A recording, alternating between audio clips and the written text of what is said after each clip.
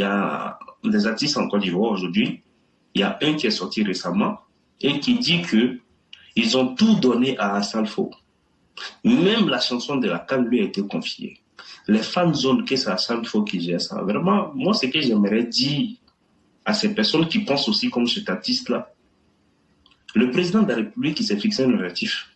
Il veut organiser, il a dit que mon objectif, c'est que la Côte d'Ivoire organise la meilleure des CAN.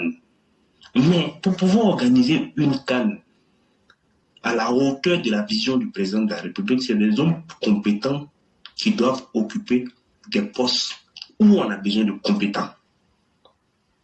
Quand vous prenez aujourd'hui ce monsieur qu'on appelle Traoré Salif là, c'est-à-dire en termes même d'expérience de vie là, c'est quelqu'un même qui s'est fait lui-même. Il n'a pas attendu un parti politique pour pouvoir se faire.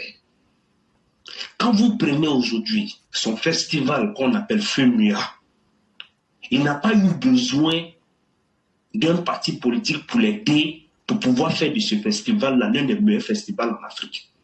Donc ces personnes-là, on a besoin de leur expérience afin de pouvoir animer peut-être des fan zones. Je ne confirme pas que les fan zones lui ont été confiées, mais je trouve que ce monsieur-là, Traoré Salif, il est beaucoup investi dans la réussite de cette CAN-là. Mais il a l'expérience qu'il faut.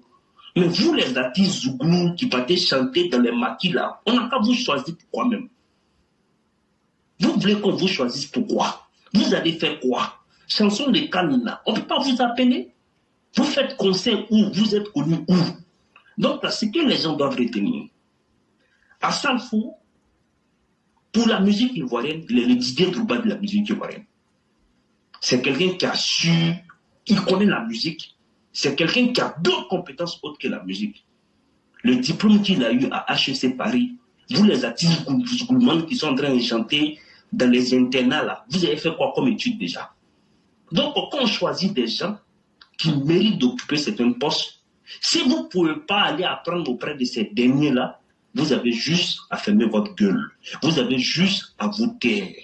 Parce que jusqu'à présent, cette CAN-là, elle a atteint un niveau en termes d'audience. Jamais une CAN a atteint un tel niveau. Et ça, c'est grâce aux personnes compétentes, les Marius Koudou, les gens comme les Asalfo, ces personnes aujourd'hui qui sont devant de cette CAN-là, c'est grâce à ces personnes compétentes-là qu'on a atteint ce niveau-là. Donc, la jalousie, à un moment donné, on la met de côté et on pense à l'image de la Côte d'Ivoire. Donc, cher ami, pour ce soir, je vais m'arrêter là. Je te dis vraiment merci. Non, c'est à vous que nous disons les remerciements. Parce que vous savez, quand on est dans la vie, à un moment, il faut se dire les vraies vérités. Soit on va s'aimer sur ça, ou on va se détester, mais au moins, chacun saura se positionner. Cher frère. Alors? Oui. Oui. Les Zouglouman en Côte d'Ivoire, là, à part Daiko, à part boire alcool, là, dans quoi est-ce qu'on peut leur accorder du crédit? Il y a quel bon Zouglouman qui est parti de rien pour réaliser quelque chose avec sa vie? Depuis les années 90 jusqu'à aujourd'hui, là, il n'y a pas un bon chanteur de Zouglou qui peut dire vraiment, moi, mon art, là, j'ai pu révolutionner pour aller à un autre niveau. Asalfo a commencé dans le même contexte que vous. Ce n'est pas un extraterrestre.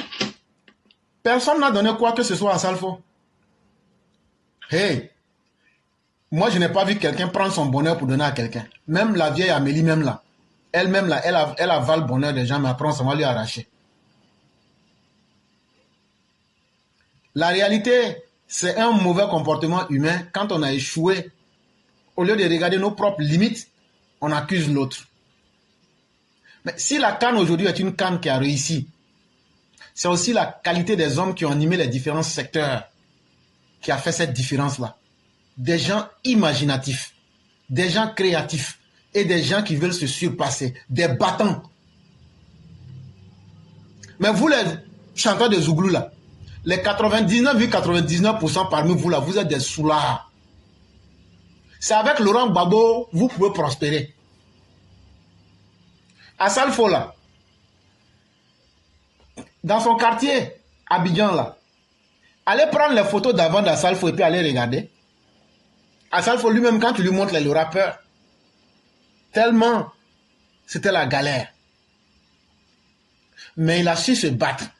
Parce que dans la vie, il y a être capable de se battre et savoir aussi se battre. Ce n'est pas la même chose. Quelqu'un peut se battre. Mais s'il n'a pas la stratégie de continuer, c'est une fausse bataille. Exemple, je suis venu à l'aventure. Ah, mais tu es courageux. Et c'est pas tout le monde qui vient à l'aventure. Ah non, ça, tu as lutté. Ah non, j'ai passé même par la Méditerranée. Ah ouais, éclaireur. Non, tu es un 10. Mais une fois que je suis arrivé à l'aventure, puisque je n'avais pas de plan, mon plan c'était que comme Abdoul en France, comme Mère Ouragan en Suisse, comme Mère Sali aux États-Unis, en tout cas, moi, je suis venu. Mais quel est ton plan? Ah non, je n'avais pas encore pensé à ça. Ton aventure est finie là. Tu vas échouer. Tu t'es battu, mais sans stratégie. Et c'est ce qui vous est arrivé. Plein parmi vous d'être. Vous avez eu du talent avant Asalfo. Mais il a été le seul. Parce qu'un homme, quand tu réussis là, il faut non seulement t'affirmer, mais tu réussis à ouvrir des portes. Asalfo que vous voyez là, c'est plus le petit Woyoman du quartier.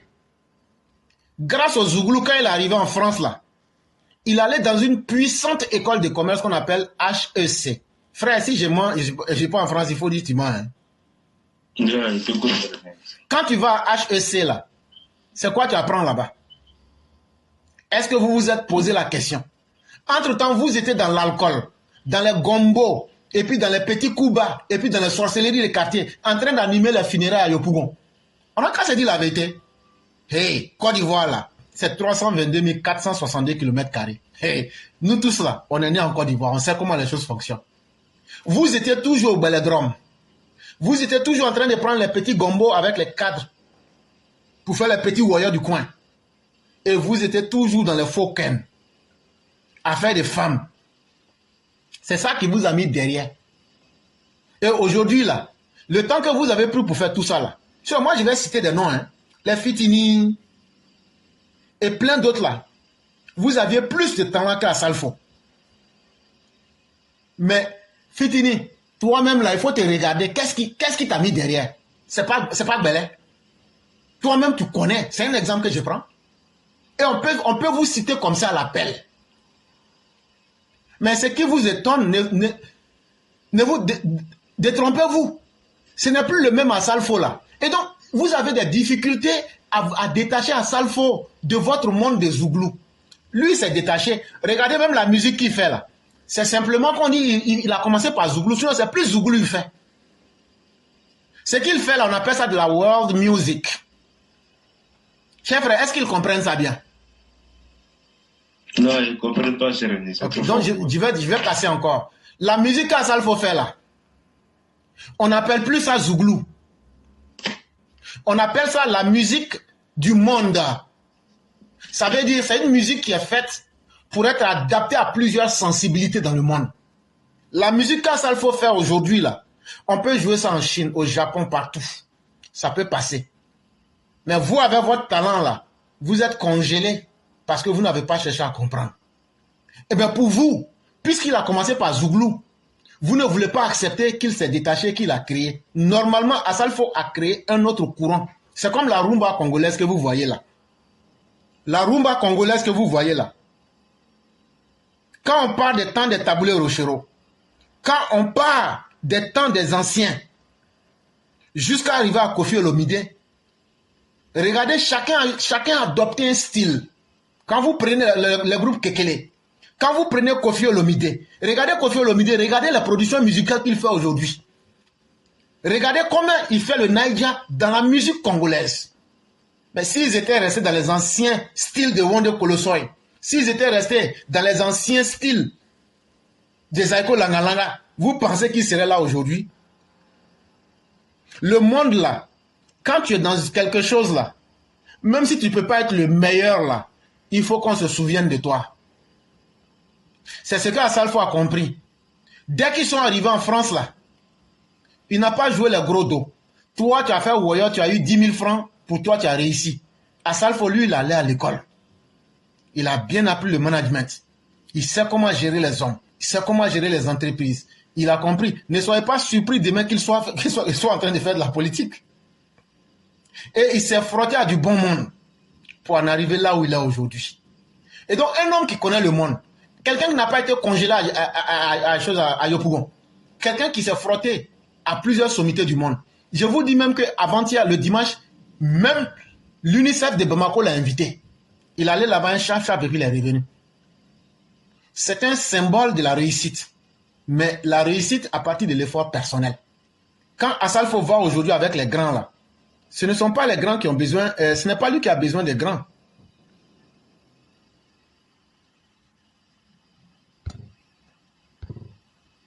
Vous m'excuserez, il y a quelqu'un qui a mis un message bizarre, voilà, je l'ai bloqué. Mais quand les grands se rendent compte que tu es important dans leur dispositif, ils regardent d'abord toi-même là. C'est vrai, tu as réussi, mais ta réussite est basée sur quoi? On regarde les éléments qui ont fait ta réussite et on se dit oui, on peut l'utiliser parce qu'il a du potentiel. Et ce sont ces potentiels-là qui ont permis qu'on le choisisse. Et vous allez dire qu'il est burkinabé. Si vous voulez même, dites même qu'il est martien. De toute façon là, il est le meilleur de sa génération. De toute façon là, ce sont les vauriens qui connaissent la nationalité des gens.